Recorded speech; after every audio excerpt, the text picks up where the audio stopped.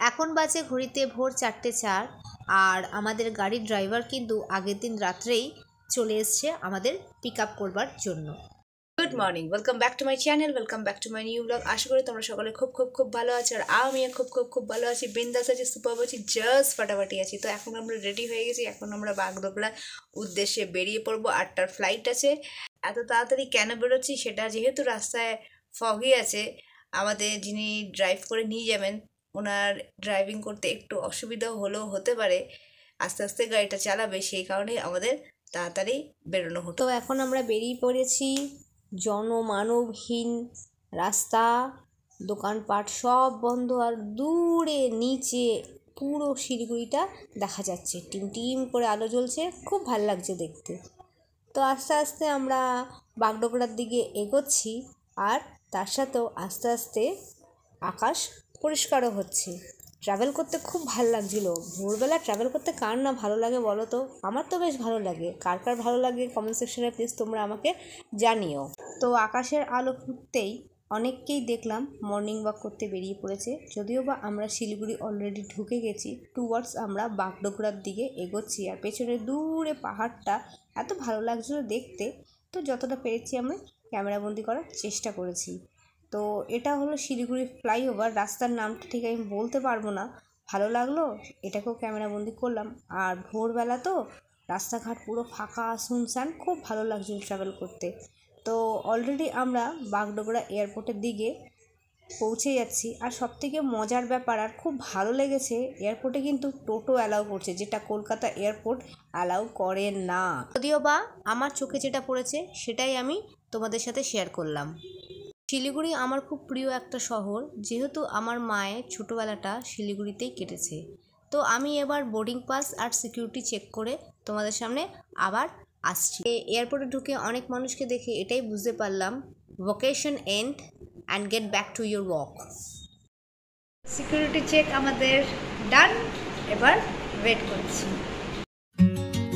এই ফ্লাইটটা নাকি ব্যাঙ্গালোর থেকে এসছে, আবার এই ফ্লাইটটাই আবার ব্যাঙ্গালোর ব্যাক করবে। এত সামনাসামনি ফ্লাইট ওঠানামা করছে এই রকম আমি দেখিনি। তো এতটাই জিনিসটা আমার ভালো লেগেছে, সেই জন্য ভাবলাম না এটাকেও মেমারি হিসাবে লক করে দিই।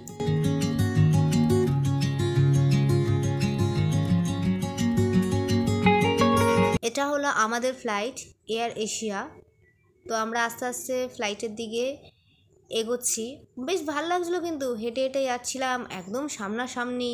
এরকম সচরাচর কিন্তু হয় না, এসব হিল স্টেশনেই কিন্তু এইগুলো হয়। এটা একবার করেছিলাম শিলং থেকে ফেরার সময়, তখন তো আর জানতাম না যে ইউটিউবে আসবো, তাহলে আমি রেকর্ড করে রাখতাম। তো ফ্লাইট এখন আমাদের ছেড়ে দিয়েছে, তবে ফ্লাইটে কিছুই খাওয়া দাওয়া করিনি, শুধু ছোট একটা বটলে জল নিয়েছিলাম, কারণ এতটাই টায়ার্ড লাগছিল। সেই ভোর 4টায় উঠেছি, তো এতটাই টায়ার্ড লাগছিল না, তখন মনে হচ্ছিল যে একটু ঘুমোনোটা দরকার। তো ফ্লাইটটা যখন পুরোটা টেক আপ করে নিয়েছিল, সামান্য একটুখানি ঘুমিয়ে পড়েছিলাম। কখন যে কলকাতা ল্যান্ড করে গেছিলাম কোনো টেরই পাইনি। তবে নির্ধারিত সময়ের আগে আমাদের ফ্লাইট কিন্তু কলকাতায় ল্যান্ড করে গেছে।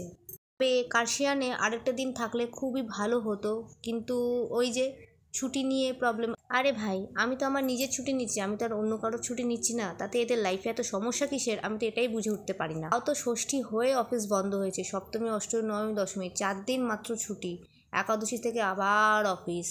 তো একাদশী আর দ্বাদশী এই 2 দিন এক্সট্রা ছুটি নেওয়া হয়েছিল, বাট লক্ষ্মী পুজোতে কিন্তু কোনো ছুটি নেই। আমি বছরে 2বার ঘুরতে বেরোই।